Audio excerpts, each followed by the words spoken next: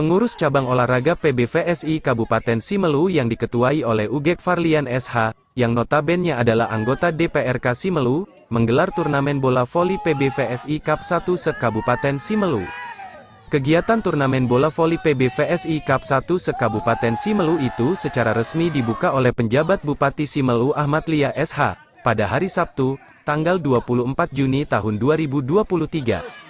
Kegiatan turnamen bola voli itu berlangsung di lapangan Setdakap kantor Bupati Simelu yang akan dilaksanakan lebih kurang selama 5 hari. Berdasarkan data yang dihimpun dari tim panitia pelaksana kegiatan pertandingan bola voli PBVSI Cup 1 se-Kabupaten Simelu, kompetisi itu akan bertanding antar klub dalam wilayah Kabupaten Simelu yang terdiri dari 12 klub pemain putra dan 11 klub pemain putri.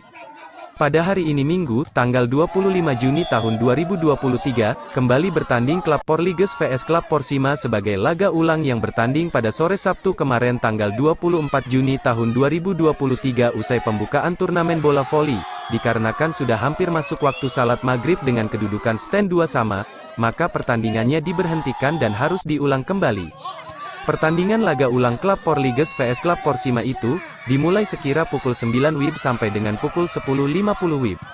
Pantauan Madani News TV, dalam pertandingan itu, stand 3-0 kemenangan atas klub Porsima dari Desa Simpang Abail Kecamatan Tepa Tengah.